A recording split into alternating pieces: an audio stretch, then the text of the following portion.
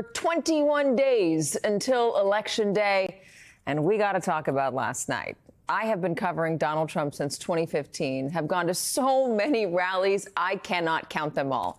And I've seen a fair share of strange, unprecedented, and controversial behavior. Just remember, for instance, when he used to read The Snake.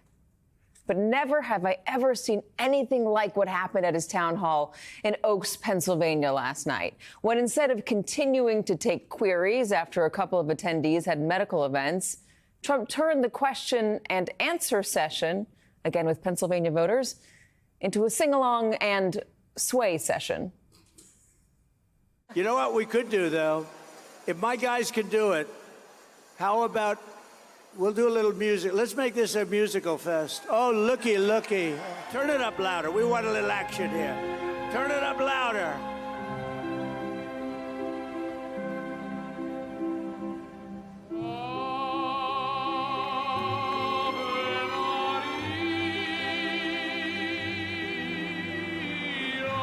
This is a man's world.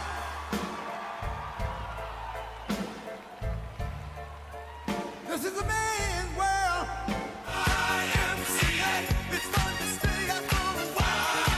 YMCA. You can get yourself clean. You can have a good meal. Seen your flag on the marble arch. Love is not a victory march. It's a cold and it's a broken hallelujah. Nothing compares to you.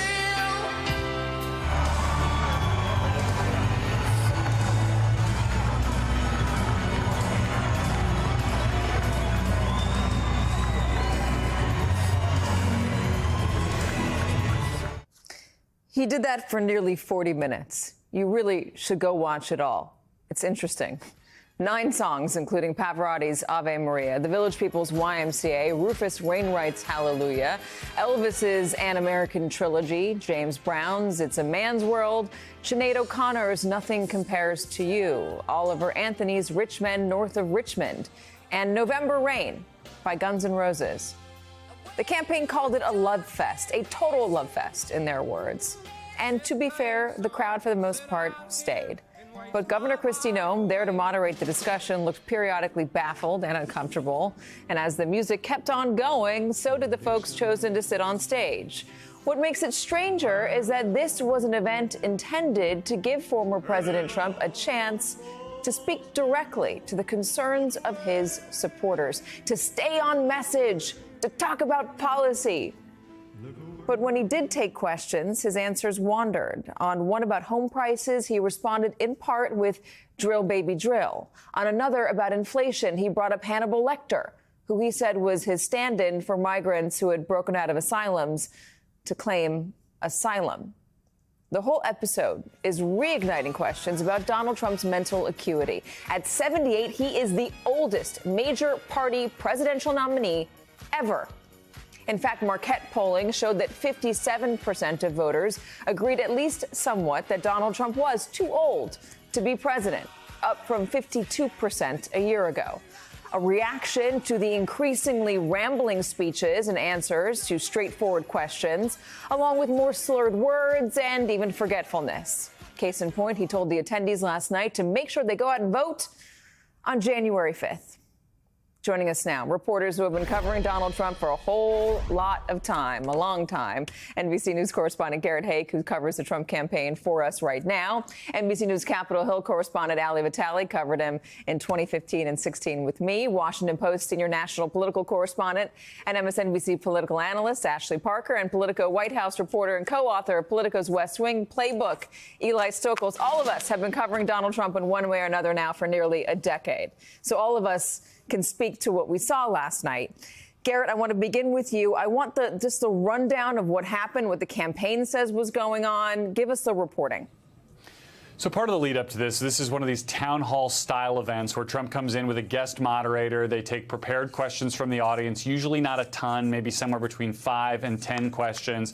And it's more focused than a rally, but not by much. Now, this was at a packed venue here, and what you saw before the musical interlude were 2 health episodes in the crowd. Again, not uncommon at Trump events where somebody passes out and has to be tended to by medics, and music was used as basically an interlude while those things were being handled. At some point after the second incident is when your coverage picked up, Katie, and where Trump seemed to, for whatever reason, turn his back on the format, essentially bail out on what had been the plan and go to this musical interlude instead.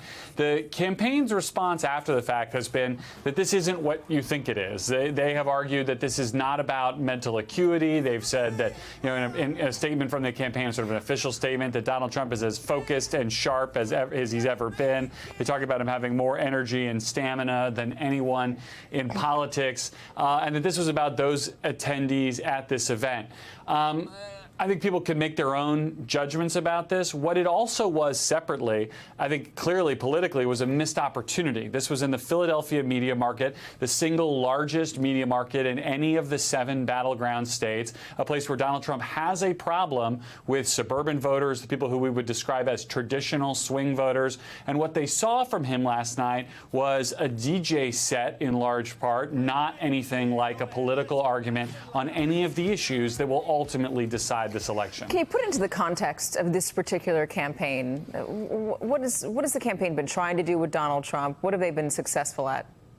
Well, they've been trying to keep him focused on the issue set here, especially since Kamala Harris became the Democratic nominee and not Joe Biden. You remember when that transition took place, there was about 2 weeks where Trump was really going after Harris on personal qualities, and Republicans were coming on TV and arguing to Trump on television, as they often do, to focus on policy. The campaign had responded by putting Trump in events where he might be surrounded by groceries to try to keep him focused on talking about inflation, or with moderators on stage conducting a discussion, be it Kristi Noem here or Sarah Huckabee Sanders, to try to give him at least questions that if he responded to him directly would have him talking about those issues. They've also largely cocooned him in the conservative media. He has done some unfriendly media. He did an event today with Bloomberg in Chicago, but by and large over the last month, they've kept him in places talking to audiences who are favorable to him and tried to keep him focused on talking about the narrow issue set on which he is most popular. Obviously, that did not happen successfully last night. And we have some of the question and answer from the event today. We're going to play that in a moment. Ali, we saw some out-of-the-box stuff in 2016. I think that's a diplomatic way of putting it. I mentioned the reading of the snake.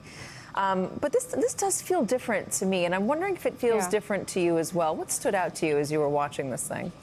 So I'm always looking for the parallels, because the way that I think about, and I don't know if you and Ashley and Eli and others who were with us on the 15 and 16 campaign think of it this way too, but I think about us as sort of building the foundation of what Donald Trump was as a public political figure, because his political life, at least in an official capacity, didn't really have that much runway to it, especially after 2015. He was just running for president. But the first thing I thought of when I saw last night was a rally that we did in August of 2016 in Fairfield, Connecticut. We can put up the headline on the screen, because I basically remember writing this story as a listicle of 19 notable thoughts that Donald Trump had during a rally that I described as meandering and diverse in topic. But that, to me, I remember as one that felt very out of the box. And at the time, it was because he was going between lambasting the New York Times, hitting Hillary Clinton, but doing it in a very non-conventional way. If that's the baseline and that's the foundation for what felt strange in 2016, then that puts this event in an entirely new context to me, because we've never seen anything like this. Political rallies are not DJ sets. And when you're in a media market that's as important as the one that Garrett was describing, it's why this event is getting so much attention, and deservedly so.